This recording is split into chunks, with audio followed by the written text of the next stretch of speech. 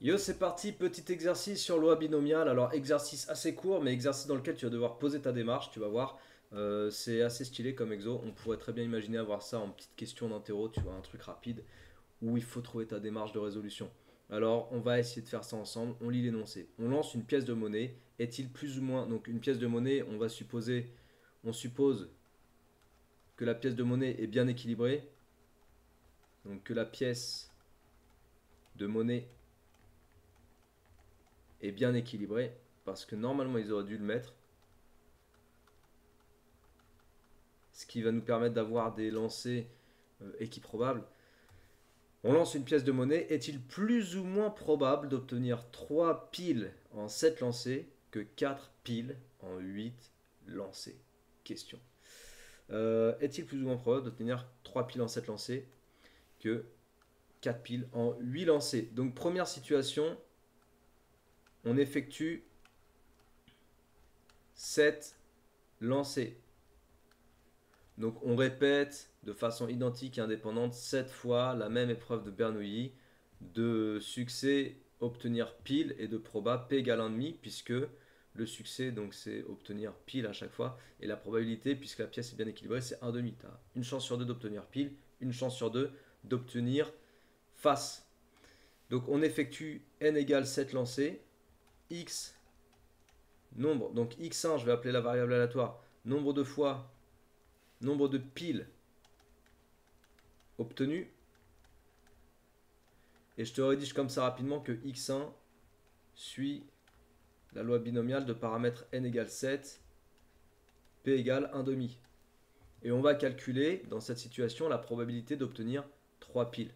Donc p de x1 égale 3, ça nous fait 3 parmi 7, fois p, donc probabilité du succès à la puissance 3, fois 1 moins p, probabilité de l'échec à la puissance 7 moins 3, donc puissance 4.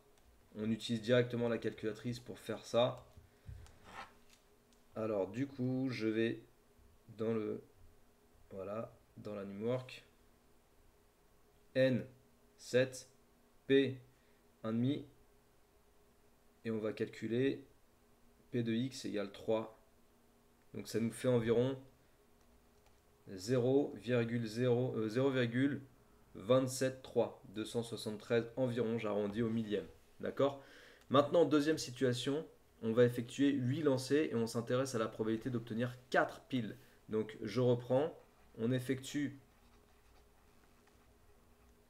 n égale 8 lancers. Cette fois-ci, la variable aléatoire, je l'appelle n2. C'est le nombre de piles obtenues, toujours. n2, je rédige pas, mais n2 suit une loi binomiale. Je t'ai fait un autre exercice où je rédige un petit peu plus les choses, où je justifie la loi binomiale et tout, un exercice vraiment type interro. Je te mets le lien au-dessus de ma tête. Je te conseille de le regarder parce que celui-là, il est beaucoup plus complet et beaucoup plus style interro, voire contrôle sur la loi binomiale. Avec deux variables aléatoires, une variable qui suit la loi binomiale et une autre variable aléatoire qui est liée à la première. Bref, le genre de truc que tu peux te retrouver en interro ou en DM. Donc x2 suit une loi binomiale de paramètres n égale 8, p égale 1 demi. Et maintenant, on va aller calculer p de x2 égale 4, donc c'était bien 4. Hein. Ouais, 4 piles en 8 lancés. Ça nous fait 4 parmi 8 multiplié par p puissance 4 multiplié par 1 moins p puissance 4. Et on utilise directement la calculatrice pour aller chercher le résultat, c'est-à-dire que je ne vais pas m'amuser à rentrer cette formule-là, je calcule directement. Alors n'oublie pas de changer les paramètres de ta loi binomiale. N égale 8, p égale 0,5. Voilà, ça c'est fait. Et on s'intéresse à p de x égale 4. Voilà. Oh, bah ça fait pareil. Ça fait pareil. Euh, 0,273. Alors attends. 4, 3, 7, 5. Est-ce que ça fait la même chose? 273, 4, 3, 7, 5. Et là, P de X1. Non, je sais pas pourquoi je le réécris.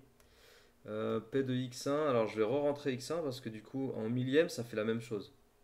7. P de X égale 3. Ah ouais, ça fait vraiment pareil.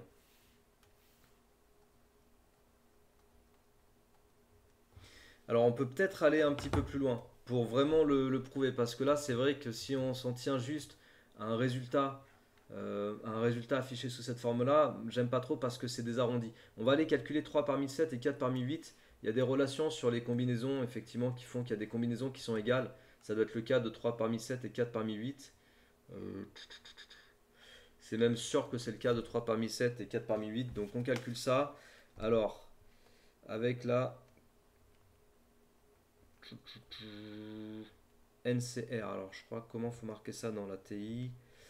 7 combinaison 3. Voilà, ça fait 35. 3 parmi 7, ça fait 35. Et puis l'autre, ouais, c'est plutôt comme ça, je pense qu'il fallait résoudre l'exercice.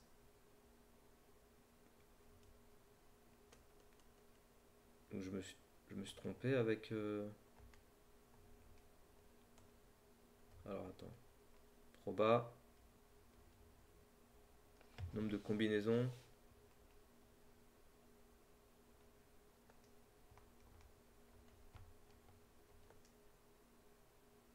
Ah ouais, l'autre ça fait 70. Ok. Donc après, 3 parmi 7 fois 1. Alors l'autre c'était 1 demi puissance 3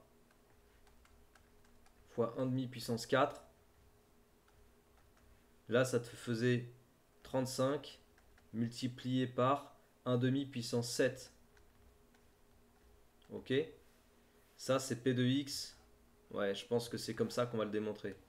Ça c'est P de X est égal à 3. Il est pas mal cet exo finalement parce que en vérité, on a besoin d'aller utiliser la formule et de calculer les combinaisons. Je le savais pas parce que j'avais pas fait l'exercice. J'avais pas fait l'exercice donc je le savais pas. Et tu vois, au final, je suis content de te l'avoir présenté. Et je suis content de t'amener la démonstration, non pas en se disant ah bah c'est à peu près égal et du coup on s'en tient là, mais en te disant en fait moi j'aime pas conclure de cette façon-là avec un résultat approché, ça me plaît pas. Donc ce que je fais c'est que je vais montrer carrément que réellement les deux expressions sont égales et ça va le faire parce que tout simplement tu vas voir qu'on va tomber sur le même résultat. Même s'il y a 70 ici, ça va bien se goupiller, tu vas voir. On a 1 demi puissance 4 fois 1 demi puissance 4. On va s'amuser à faire un petit calcul de puissance, tu vas voir, rien de méchant. Donc 4 parmi 8, ça fait 70. Et puis 1,5 puissance 4 fois 1,5 puissance 4, ça fait 1,5 puissance 8. Et pour te ramener à 1,5 puissance 7, bah, je vais décomposer le 1,5 puissance 8 en quoi? Eh bien, en 1,5 fois 1,5 puissance 7. J'aime bien cet exo finalement, tu vois, je l'avais un peu méprisé au début en voulant te le faire. Je me suis dit, oh, je vais faire ça juste pour voilà, poser la démarche, mais ça va, petit exo à 2 francs. Mais en fait, non, c'est un exercice qui se finit bien. Bonne petite surprise à la fin. Donc, décomposition de 1,5 puissance 8 en 1,5 fois 1,5 puissance 7. De la sorte, j'ai 70 fois 1,5 qui me donne 35, 70 divisé par 2. Donc, je me retrouve avec 35 fois 1,5 puissance 7. Et qu'est-ce qu'on remarque?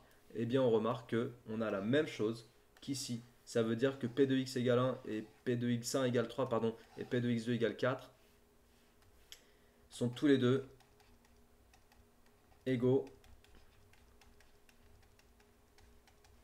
à 35 fois 1,5 puissance 7. Cet exercice, il m'a plu. Il t'a plu toi aussi? Bah tant mieux, alors du coup, partage, diffuse autour de toi. Tu peux envoyer cet exercice sur tous tes réseaux, à tous tes contacts, en story sur Insta, où tu veux, sur TikTok, je m'en fous. Mais partage autour de toi, c'est comme ça que tu feras grandir cette chaîne et que tu participes à l'aventure. Abonne-toi à cette chaîne aussi, c'est très important. Vraiment, tu as le bouton en bas à droite, ça te prend 2 secondes, tu cliques, c'est fait. Et comme ça, tu es abonné, tu peux suivre ce que je fais, avoir mes notifs régulièrement quand chaque fois que je sors des vidéos. Et franchement, cet exercice, je pense qu'il est pas mal à montrer à d'autres élèves. T'en penses quoi? Voilà, donc je t'ai fait aussi une vidéo, comme je t'ai dit, d'un exercice. Il est par là, voilà. Cet exercice-là, il est beaucoup plus type contrôle avec des questions beaucoup plus classiques. Il est à faire également. Je t'ai mis le lien tout à l'heure au-dessus de ma tête, donc n'hésite pas à aller voir en complément donc pour tes révisions sur loi binomiale. Voilà, j'espère que ça t'a plu. Je te souhaite de bien travailler, motive-toi bien et à très bientôt. Ciao!